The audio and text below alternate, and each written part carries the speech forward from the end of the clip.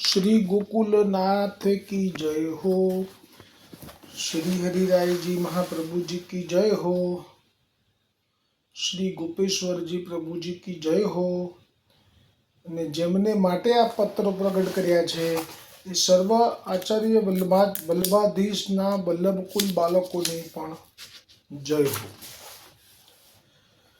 આ શ્લોકનો શબ્દાર્થ શ્રી ગોપેશ્વરજી પ્રગટ કરે છે વલ્લભકુલ બાળકોને માટે કે મૂર્છિત ઇન્દ્રિયોની વૃત્તિ પ્રાણ વિના ઉદ્ભવતી નથી, એટલે કે ક્રિયાશીલ થઈ શકતી નથી. તેમ સર્વ સાધનોની ઉત્પત્તિ શ્રી ભગવદ કૃપા વિના થઈ શકતી નથી. શબ્દાર્થમાં જે શબ્દો છે એનો અર્થ શ્રી ગોપેશ્વરજી એમ કરે છે કે જેવી રીતે દેહની ઇન્દ્રિયો એ જો દેહ મૂર્છિત થઈ ગયો હોય તો એ ઇન્દ્રિયો જ્યાં સુધી એની મૂર્છા દૂર ન થાય ત્યાં સુધી એ ક્રિયાશીલ થઈ શકતી નથી, એટલે કે નિશ્ચેત થઈ જાય છે. પ્રાણ વિના એટલે કે ભાનમાં આયા વિના, એટલે કે તે દેહમાં શુદ્ધિ આયા વિના તે નિશ્ચેત દેખાય છે. એ ઉપમા આપી અને આપ કહે છે સર્વ વલ્લભકુલ બાળકોને, હરિરાયજી મહાપ્રભુજી, કે તેમ સર્વ સાધનોની ઉત્પત્તિ શ્રી ભગવદ કૃપા વિના થતી નથી. હવે વિવેચનમાં શ્રી હરિરાયજી કહે છે, ગોપેશ્વરજી પ્રભુ કહે છે આ શ્લોકનું વિવેચન કે શ્રી મહાપ્રભુજી વલ્લભાચાર્યજી વિના શ્રી મહાપ્રભુજી વલ્લભાચાર્યજીની કૃપા વિના સર્વ સાધનની ઉત્પત્તિ થતી નથી. જેની સકળ ઇન્દ્રિયો મૂર્છિત થઈ ગઈ છે તેનાથી પ્રાણ વિના કશું સિદ્ધ થઈ શકતું નથી. જ્યારે પ્રાણ આવે છે ત્યારે જ સર્વ ઇન્દ્રિયોમાં ચૈતન્ય આવે છે અને તેઓ પોતપોતાના કાર્યમાં તત્પર થઈ જાય છે. એ જ પ્રકારે શ્રી કૃષ્ણની કૃપા જ્યાં સુધી થતી નથી આચાર્ય બાળકો ઉપર, ત્યાં સુધી તેમની પાસે અનેક સાધનો હોય છતાં પણ કંઈ જ સિદ્ધ થઈ શકતું નથી. એટલે કે સાધન આચાર્ય બાળકો પાસે હોવા એ આચાર્યની ઈચ્છાનું પરિણામ છે, પણ એ સાધનોમાં ચેતના આવવી, એટલે કે સાધન ભગવાનને વિનિયોગ થવો કે ભગવદ સેવામાં તેનો અંગીકાર થવો એ ભગવાન શ્રી કૃષ્ણની ઈચ્છાને આધીન છે. પરંતુ જ્યારે શ્રી કૃષ્ણ કૃપા જે આચાર્ય બાળક ઉપર કરવા ઈચ્છે છે ત્યારે તે સાધન ભલે પછી થોડું હોય પણ એ જાતે સિદ્ધ થઈ જાય છે. અને એ કૃપા પાત્ર આચાર્ય બાળકો પુષ્ટિ માર્ગમાં ક્યાં તો ગોવર્ધનનાથજીની સેવા અથવા તો 84,252 વૈષ્ણવનો સત્સંગ કરી શકે છે અને ભગવદ ભાવમાં પણ તેઓ વૃદ્ધિ કરવા માટે સામર્થ્યવાન થઈ જાય છે. એટલે આ જે શ્લોક છે છેલ્લો છે, આજે આ 16મો શ્લોક 25મા પત્રમાં, એમાં છેવટે તો શ્રી કૃષ્ણ એ કૃપા કરે છે જે આચાર્ય બાળક ઉપર, એમની જ સેવા આપ અંગીકાર કરે છે અને એ જ બાળકના સાધનો જે હોય તે પણ એમાં જેમ કે પ્રાણ પૂરાઈ જાય કોઈ નિશ્ચિત મૂર્છિત વ્યક્તિમાં અને જે ક્રિયાશીલ થઈ જાય, એવી રીતે જે તે આચાર્ય બાળકની સેવા શ્રી કૃષ્ણ અંગીકાર આપની કૃપાથી કરે છે. આ જે ભાવ સમજવો હોય તો જેમ કે ગોવર્ધન ગિરિરાજની જે અન્નકૂટની તૈયારી કરી ઇન્દ્રયાગની, તો ઈચ્છા શ્રી કૃષ્ણની હતી. એ સર્વ કોઈ ત્યાં આવ્યા અને જે કંઈ પણ ભોગ ધર્યો એ શ્રી કૃષ્ણની કૃપાથી અંગીકાર થયો. પણ પછી ગોકુલનાથજી એક જે નામ છે અત્યારે મને સ્મરણ નથી રહ્યું, એ નામ આવશે. ગિરિરાજ ગોવર્ધન સ્થિત ઉત્સાહ કરીને ક્યાં તો જે મહાપ્રભુજી ગોવર્ધનનાથજીને ભોગ શરૂ કર્યો એમાં કે કયામાં બરાબર નથી સ્મરણ મને, પણ એમાં આપણે કહ્યું છે શ્રી ગોકુલનાથજીએ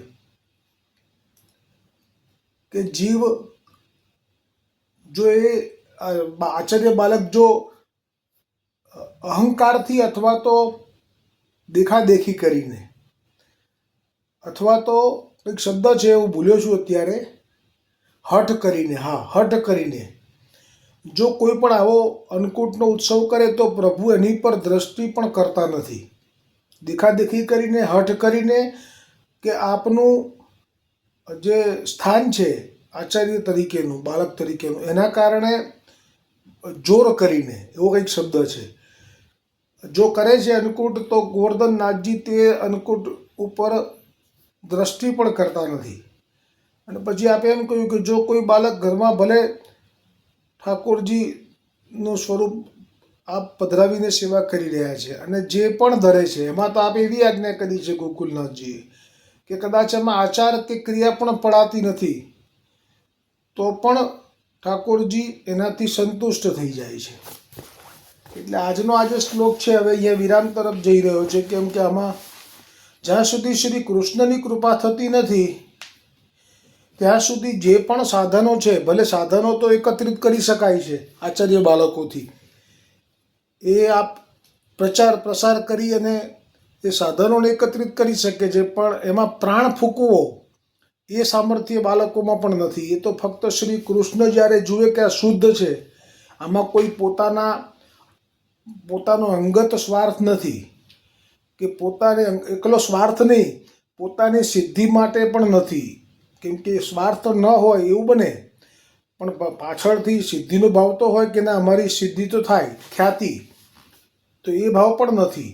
અને આ જ વાત તો શ્રી ગુસાઈજીએ પેલા 1000 જે વૈષ્ણવો ગુજરાતના શેઠને ત્યાં થઈને આવ્યા અને વખાણ કર્યા અને ગુસાઈજીએ કહ્યું, એમાં પણ છેલ્લે આપે આ જ રહસ્ય પ્રગટ કર્યું હતું કે ગોવર્ધનનાથજીને શેઠ અમદાવાદનો જે શેઠ છે એ જે સેવા કરે છે એનાથી સંતુષ્ટ નથી. એનું કારણ કહેલું કે એ શેઠનો ભાવ તો એવો છે કે આ મારો આ જે સેવાનો ક્રમ છે એ સૌ લોકો જાણે અને એમનાથી મારી વાહવા થાય, મારો ઉત્કર્ષ વધે. તો એવો ભાવ હોય તો પણ શ્રી કૃષ્ણ એ સાધનોમાં પ્રાણ ફૂંકતા નથી, આપને સંતુષ્ટ કરી શકાતા નથી. આટલું બધું કર્યા છતાંય એવું બધું પૂછ્યું જ્યારે 1000 જણાએ, એમાં 4 જણાએ ખાસ પૂછ્યું કે આટલું બધું કરે તોય પણ નહીં, તો કે ના, ગુસાઈજીએ કીધું કે ના એટલે ના. અને કોનાથી? તો પછી આવા અમને વૈષ્ણવ દર્શન કરાવો. તો એવા દર્શન કરાયા જે પેલા કનોજિયા સ્ત્રી પુરુષના આગ્રાના, કે જેમને તો ઘરે જ 125 ગ્રામ ઘી લેવા માટે નીકળવું પડ્યું. આ 4 વૈષ્ણવો આવ્યા એટલે પાસેર ઘી લેવા માટે ચાલ્યા, કર્યું કશું નહીં, નિષ્કિંચન. અને આચાર ક્રિયામાં પણ ભૂલ કરી બેઠા કે પાગ પહેરેલી હતી બજારની, પહેરીને જ ચાલ્યા ગયા. પણ તોય ગોવર્ધનનાથજી તો પ્રસન્ન હતા, જેથી કરીને પેલા 4 જણાને દ્વેષ થયો કે આ ખોટું, દ્વેષ એટલે એમને અભાવો થયો, તો એ 4 જણાને દર્શન ના આપ્યા. બધી રીતે નિયમથી એ વૈષ્ણવ હતા તો પણ ના આપ્યા, કારણ કે ગુસાઈજીના વચન અને ગુસાઈજીના સેવક ઉપર શ્રદ્ધા કરે છે તો એનું ફળ જતું રહેશે. સહસ્ત્ર પરિવત્સર મિત કાલ જાત કૃષ્ણ વિયોગ જનિત તાપ ક્લેશ આનંદ તીરો ભાવોહમ ભગવતે કૃષ્ણાય શ્રી ગોપીજન વલ્લભાઈ દેહ પ્રાણ ઇન્દ્રિય અંતઃકરણાની તદ ધર્માસ દારા આગાર પુત્ર આપ્તવીત ઇહ પરાણી આત્મના સહ સમર્પયામી. દાસોહમ કૃષ્ણ તવાસ્મી, દાસોહમ કૃષ્ણ તવાસ્મી, દાસોહમ કૃષ્ણ તવાસ્મી. શ્રી કૃષ્ણ શરણમ મમ, શ્રી કૃષ્ણ શરણમ મમ, શ્રી કૃષ્ણ શરણમ મમ. શ્રી ગોવર્ધનનાથજી આ મંત્ર પ્રગટ કર્યો તો આપના આ જીવો માટેનો જે પ્રેમ છે એ કેટલો બધો અકલ્પનીય છે. એક વખત લીલા પ્રાપ્તિ થઈ ગયા પછી જીવ જ્યારે છૂટો પડે છે ત્યારે એ જીવ તો ભૂલી જાય છે, પણ પ્રભુ ભૂલતા નથી. અને આજે શ્લોકમાં આવે છે કે અનુવાદ પણ લઈ લઈએ કે ભગવાન કૃષ્ણથી વિખૂટા પડે હજારો વર્ષોનો સમય વ્યતીત થવાથી ભગવાનની પ્રાપ્તિ માટે હૃદયમાં જે તાપ ક્લેશનો આનંદ થવો જોઈએ તે જેને તિરોધાન થયો છે એવો હું જીવ ભગવાન કૃષ્ણને દેહ, ઇન્દ્રિય, પ્રાણ, અંતઃકરણ, તેના ધર્મો, સ્ત્રી, ઘર, પુત્ર, કુટુંબ, ધન, આરલોક અને પરલોક આત્મા સહિત સમર્પણ કરું છું. હું દાસ છું, હે કૃષ્ણ, હું તમારો છું. તો આમાં ભગવાન ગોવર્ધનનાથજીનો પ્રેમ એ કેમ પ્રગટ થાય છે એ પહેલાં તો સંદેહ ના થવો જોઈએ. જો ગઈકાલે પણ આવ્યું કે વિશ્વાસ જાય ને તો એનો વિનાશ થાય. એટલે આ સત્સંગમાં એક તો આ જે શરૂઆતમાં જે સહસ્ત્ર પરિવત્સર જે શ્લોકનો ભાવ છે એનો ગુજરાતી અનુવાદમાં કહ્યું કે હજારો વર્ષોનો સમય વ્યતીત થવાથી ભગવાન કૃષ્ણથી વિખૂટા પડે હજારો વર્ષોનો સમય. એટલે વર્ષોનો સમય આવે એટલે પહેલાં તો એ સંદેહ ન કરવો કે કેમ ભગવાનને હજારો વર્ષનો સમય વ્યતીત થયો ત્યારે અમારી યાદ કેમ ના કરી, આટલા વર્ષો હજારો વર્ષ સુધી કેમ અમને આટલા બધા ભૂતલ પર જન્મ લેવા પડ્યા, એવો સંશય ના કરવો. એનું મુખ્ય કારણ કે આપણને કાળની ગણનાની ખબર નથી કે ત્યાં જે કાળની ગણના છે જુદી છે. ત્યાં તો જો કે કાળ જ નથી ગોલોકમાં તો. પણ આવો પ્રસંગ સમજવો હોય તો એક દ્રષ્ટાંત તરીકે લઈ શકાય કે જે બ્રહ્માજીને અત્યારે 50 વર્ષ થયા છે. હવે જ્યારે પ્રથમ વખત બ્રહ્માજીએ બ્રહ્માપદ ઉપર બેઠા અને જે રેવતી એ તપ કરેલું બલરામજી શેષને પતિ તરીકે પામવા, અને એ તપ કર્યા પછી હવે એના પિતા જે હતા એ રેવતીને લઈ અને બ્રહ્મલોકમાં ગયેલા અને કહેલું કે ના, આને પહેલાં રેવતીએ પૂર્વજન્મમાં જે તપ કરેલું અને એ તપ કર્યા પછી એણે માગેલું કે મને શેષ નારાયણ એવા બલરામજીનું પતિ તરીકે પ્રાપ્ત થાય, બલરામજી. તો તે વખતે કંઈક બ્રહ્માજીએ કહ્યું કે આ તો બહુ દુર્લભ તમે માગ્યું, કેમ કે એ તો છેક પ્રગટ થશે 28મા દ્વાપરમાં, અને કેટલામી ચતુર્યુગી એ તો 28મી, હા, એટલે જે 28મા દ્વાપરમાં ટૂંકમાં પ્રગટ થશે. તો એ વખતે તપ એટલું કરેલું કે એમણે એમ કહેલું કે જો મને આટલો બધો વિલંબ થશે હું રાહ જોઈશ એવું મારાથી નહીં થઈ શકે, એટલે હું તમને અત્યારે જ બાળીને ભસ્મ કરું છું. તો બ્રહ્માજી જેવા પણ સ્ત્રીના તપ પાસે ભયભીત થઈ અને કહે કે ના, આનો માર્ગ હું કાઢું છું. એમ કરીને પછી જે માર્ગ કાઢ્યો તે આવી રીતે કાઢ્યો હતો કે જ્યારે ફરી એમનો જન્મ થયો અને આ રાજાએ એને લઈ અને કન્યાને લઈ રેવતીજીને અને બ્રહ્મલોકમાં ગયા, ત્યારે બ્રહ્મલોકમાં બ્રહ્માજી બિરાજેલા હતા અને કંઈક થઈ રહ્યું હતું કાર્યક્રમ, સાંસ્કૃતિક કાર્યક્રમ હશે, અપ્સરાનો તો કદાચ ના હોય. પણ એ કાર્યક્રમ પત્યો પછી આપે અંદર જઈને, એ વખતે માર્ગ ખુલ્લો હતો બ્રહ્મલોકનો, એ સતયુગ હતો અને બ્રહ્મલોકનો માર્ગ ખુલ્લો હતો. એટલે આપ ગયા આકાશ માર્ગે થઈને, સામર્થ્યવાન હતા. એ રાજાનું નામ આનર્ત રાજા કે રેવત એ ભૂલી ગયો છું, ગર્ગ સંહિતામાં છે આ. ત્યારે ત્યાં બધું કાર્યક્રમ પૂરો થયો અને પછી બ્રહ્માજીએ કીધું કે રેવત તમે આવ્યા છો કેમ? તો કે મારી પુત્રીને બલરામજી સાથે લગ્ન કરવા છે, એવું એણે માગેલું છે પૂર્વજન્મમાં તપ કરીને. તો કહ્યું કે તમે આવ્યા અને આ જે રાહ જોઈ આટલી મિનિટ, અમુક જ મિનિટ રાહ જોઈ છે, એટલી વારમાં તો નીચે કેટલા ચતુર્યુગી સમાપ્ત થઈ ગઈ. એટલે આવું છે.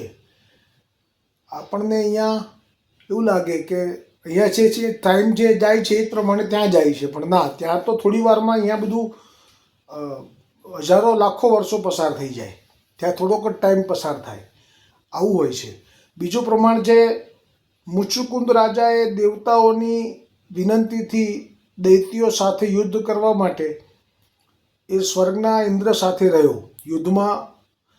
ત્યારે એ સમય જે ગયો એ થોડોક જ ગયો, કારણ કે આપણું અહીંયાના 100 વર્ષ બરાબર ઇન્દ્રનો એક દિવસ થાય જેવું કંઈક છે, કાં તો 1 વર્ષ થાય છે. એટલે ઇન્દ્રના સ્વર્ગની સાથે દૈત્યોનો યુદ્ધમાં એ સમય ગયો. એમાં પછી જ્યારે કાર્તિકે શિવજીના જે પુત્ર છે એ સેનાપતિ બન્યા ઇન્દ્રની વિનંતીથી, કારણ કે એ હારતો નહોતો. અને એ વખતે જ દેવતાઓની ઈચ્છાથી મહાદેવજીને પણ પુત્રની પ્રાપ્તિ થાય એના માટે એમને જે ભંગ કરાવ્યું હતું કામદેવને મોકલીને, એમાં જે કાર્તિકેય સ્વામી પછી જે પ્રગટ થયા એ સેનાપતિ બન્યા દેવતાઓના. એટલે આ મુચુકુંદ રાજાને કે હવે તમારે આરામ કરવો હોય તો કરો, પણ કે તમને અમે શું કહીએ, તમે હવે જશો નીચે તમારા રાજ્યમાં, તો તમારા રાજ્યમાં તમારા કુટુંબના બધાય કાળમાં જતા રહ્યા. એ પછી કેટલાય પેઢીઓની પેઢીઓ જતી રહી. અત્યારે તો તમારું કુળનું કોઈ છે જ નહીં. એટલા બધા વર્ષો પૃથ્વી ઉપર પસાર થઈ ગયા. અહીંયા તો થોડોક જ ટાઈમ થયો છે સ્વર્ગલોકમાં, પણ નીચે આ બધા પસાર થઈ ગયા. કોઈ મળશે નહીં, તો હવે શું કરશો તમે? અમે મોક્ષ ના આપી શકીએ, એ સિવાય કંઈ તમે માગો તો આપીએ. તો મુચુકુંદને કૃપા થઈ ગયેલી હતી પહેલાં એમના પુરોહિત હતા ગર્ગાચાર્યજી, અને ગર્ગાચાર્યજીએ કહેલું કે તમે તારા ભાગ્યમાં તને સામે ચાલીને ભગવાન નારાયણ દર્શન આપશે, આ તારું ભાગ્ય હશે. આ વચન ઉપર વિશ્વાસ હતો. એટલે કીધું કે ભલે મારા કુટુંબના જતા રહ્યા, પણ મને એવી ઊંઘ આપો કે મારી ઊંઘ કોઈ ખલેલ ના કરી શકે. અને પછી એ જૂનાગઢના જે ગુફાની અંદર જઈને સૂઈ ગયા ત્યારે ઇન્દ્રએ કહેલું કે જે તમારી ઊંઘને ખલેલ કરશે એ બળી જ ભસ્મ થશે. અને પછી આપણે જાણીએ છીએ કે કાલ યવન પાછળ પડ્યો દ્વારિકાધીશજીની, એ રણછોડજી કહેવાય. રણ છોડીને ભાગ્યા, મેદાન છોડીને. અને પછી આ ગુફામાં આવીને સંતાઈ ગયા અને પોતાનું પિતાંબર પેલા મુચુકુંદ રાજાને ઉઢાડી દીધું. અને પછી કાલ યવને લાત મારી અને મુચુકુંદ રાજાની દ્રષ્ટિ પડતા એ ભસ્મ થયો. અને પછી દર્શન થયા અને પછી માગ્યું, અને એ પછી બીજા જન્મમાં નરસિંહ મહેતા થયા. અને પછી પુષ્ટિજીવ હતા એટલે ગોપાલદાસ થયા. અસરવામાં એ ગોમતીના વર થયા. અને શ્રી ગુસાઈજીથી વલ્લભાખ્યાન પ્રગટ થયું. ગુસાઈજીના જ હૃદયનો ભાવ છે, એમાં ગુસાઈજીના જ શબ્દો છે, પણ દેહ ગોપાલદાસનો.